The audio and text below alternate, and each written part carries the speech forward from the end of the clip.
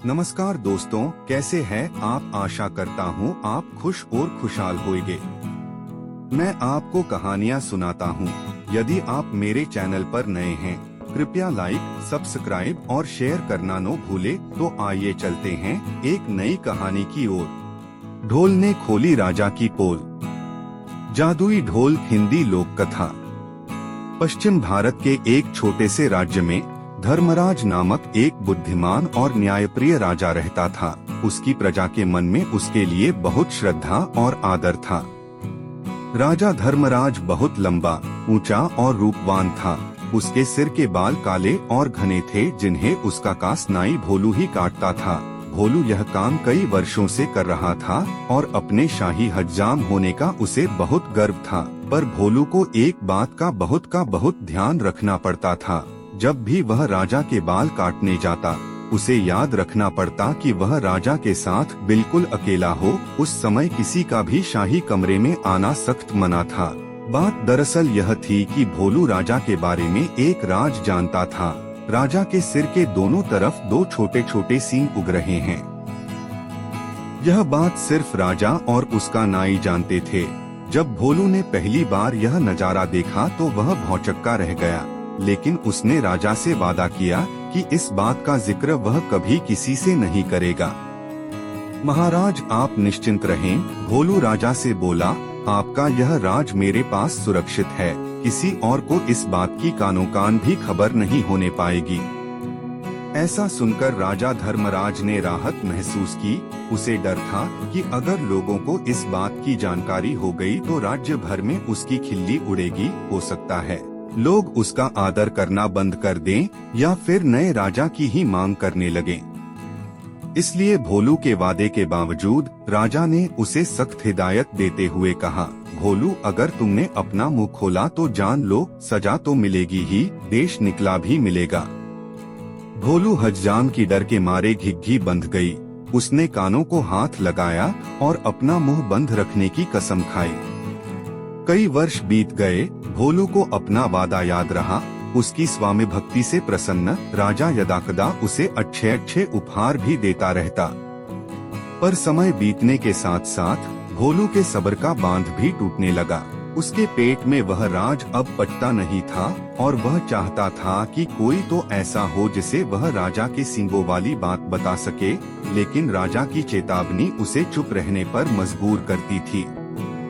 एक दिन भोलू राजा के बाल काटकर महल से लौट रहा था और रास्ते भर उसके सींगों के बारे में सोचता रहा। भोलू का घर एक छोटे से जंगल के उस पार था। ऊंचे ऊंचे पेड़ों और लटकती बेलों के बीच में से धीरे धीरे चलता हुआ भोलू जब थक गया तो सुस्ताने के लिए एक घने पेड़ के नीचे बैठ गया। भोलू को रह रहकर सींग याद आ रहे थे। फिर यकायक वह उठकर खड़ा हो गया। वाह, जवाब नहीं मेरे दिमाग का, भोलू बोला और उस पेड़ को देखने लगा जिसके तले वह बैठा था। भाई, इस पेड़ को तो बता सकता हूँ न, राजा के उन अजीब सींगों के बारे में। अब यह रहस्य मेरे पेट में नहीं पचता। पेड़ तो बोल सकता नहीं और इस तरह किसी और को यह बात पता चलने का डर भी नहीं है। पेड़ के पास यह भेद हमेशा भेद रहेगा और मैं भी इस बोझ से मुक्त हो जाऊंगा। भोलू ने ऐसा निश्चय किया और जोर से बोला, हे पेड़, आज मैं तुम्हें एक भेद बताने वाला हूँ। हमारे राजा धर्मराज के सिर पर दो सींग हैं। हाँ, उसके दो सींग हैं। इतना कहकर हज्जाम बेतहाशा हंसने लगा और हंसता ही गया। हाँ। हो। वह भयंकर भेद आखिर खुल ही गया। भोलू खुश था। उसका भार जो हल्का हो गया था। उसके बाद वह आराम से घर पहुंच गया। अगले दिन एक लकड़हारा उसी जंगल में गया और उसी पेड़ के पास जाकर रुक गया। इस पेड़ की लकड़ी तो बहुत शानदार है, इसका ढोल बड़ा अच्छा बनेगा, वह सोचने लगा। फिर क्या था, कुल्हाड़ी के कुछ प्रहारों से ही पेड़ नीचे आ गिरा। लकड़हारे ने वह लकड़ी एक ढोल बनाने वाले के हाथों बेच दी और उसने एक बहुत सुंदर ढोल तैयार कर दिया।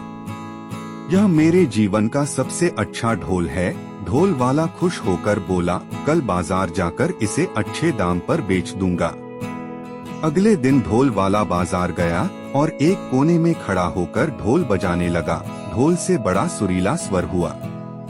ढोल वाला उसकी आवाज सुनकर झूम उठा। वह चिल्लाकर बोला, बाबू, यह ढोल खरीदो। कोई है जो इस शानदार जानदार ढोल को खरीदे? धीरे धीरे उसके इर्द गिर्द भीड़ जमा हो गई। लोग खामोश होकर ढोल की मजेदार आवाज सुनने लगे। भाई वाह, क्या कहने हैं इस ढोल के, एक बूढ़े आदमी ने तारीफ की। तारीफ सुनकर ढोल वाला और भी जोर से ढोल पीटने लगा। तभी उस ढोल में से एक अजीब आवाज आई। लोगों के कान खड़े हो गए, उनका दिल धक से रह गया। धम धम धम ढोल बजा। आज मैं तुम्हें एक भेद बताने वाला हूँ। हमारे राजा धर्मराज के सिर पर 2 सींग हैं। हाँ हाँ, उसके 2 सींग हैं। हाँ हाँ हाँ। हो। लोग वहाँ जड़वत खड़े हो गए। उन्हें अपने कानों पर विश्वास नहीं हो रहा था। ढोल वाला फिर ढोल पीटने लगा और फिर वही आवाज निकली। वह बहुत हैरान और शर्मिंदा हुआ। आखिर एक ढोल यह सब कैसे बोलने लगा? देखते ही देखते लोगों का तांता लग गया। और फिर कितना मजाक और कितने ताने। उफ़, हमारे राजा के 2 सींग, हमारे राजा के 2 सींग। लोग तो जैसे गाना गाने लगे।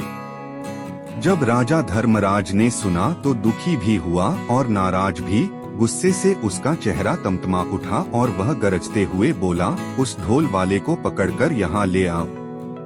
राजा के सैनिकों ने शीघ्र ही उसे पकड़ा और राजा के समक्ष प्रस्तुत किया। ढोल वाला डर के मारे कांप रहा था। बदमाश, तेरी इतनी हिम्मत की तू मेरी खिल्ली उड़ाए? राजा फुंफकारा। भयभीत ढोल वाले ने राजा के पैर पकड़ लिए। महाराज, वह गिड़गिड़ाया, मैंने तो एक लकड़हारे से कुछ लकड़ी खरीदी थी और उसी से यह ढोल बनाया है। मैं बिल्कुल नहीं जानता कि यह ढोल ऐसी बेहुदा बात कैसे बोल रहा है। मुझे क्षमा कर दीजिए महाराज। राजा ने लकड़हारे को बुलाया। जो लकड़ी तुमने ढोल वाले को बेची, वह तुम्हें कहाँ से मिली? लकड़हारे को काटो तो खून नहीं, डरते हुए बोला। जंगल में एक पेड़ से मिली महाराज। तुम्हारी लकड़ी से बना ढोल बोलता कैसे है? राजा धर्मराज ने पूछा। मैं तो खुद हैरान हूँ महाराज, दुविधा में फंसा लकड़हारा बोला। मैं कई वर्षों से लकड़ी काटता और बेचता आया हूँ, पर ऐसा अचंभा पहले न कभी देखा न सुना। अब राजा परेशान। लकड़ी कैसे बोलने लगी? राजा और उसके दरबारी निरुत्तर थे। पर राजा धर्मराज ने भी ठान लिया कि इस घर के भेदी का पता लगाकर ही छोड़ेगा। वह सोचने लगा, उसके अलावा सिर्फ एक ही व्यक्ति यह भेद जानता था और वह था भोलू नाई। पर भोलू तो इतना निष्ठावान है कि इतने सालों बाद भी उसने अपने मुंह को ताला लगाए रखा है। नहीं, भोलू ऐसा नहीं कर सकता। फिर भी उसने एक बार भोलू को बुला भेजा। भोलू को जल्दी से हमारे सामने पेश करो, वह अपने सैनिकों से बोला। भोलू नाई आया, ऊपर से नीचे तक थरथराता हुआ। भोलू, एक तुम ही हो जिसे मेरा भेद पता था, तुमने और किसे बताया? सच उगल दो वरना सजा पाओगे। महाराज, डर से भोलू हकलाने लगा।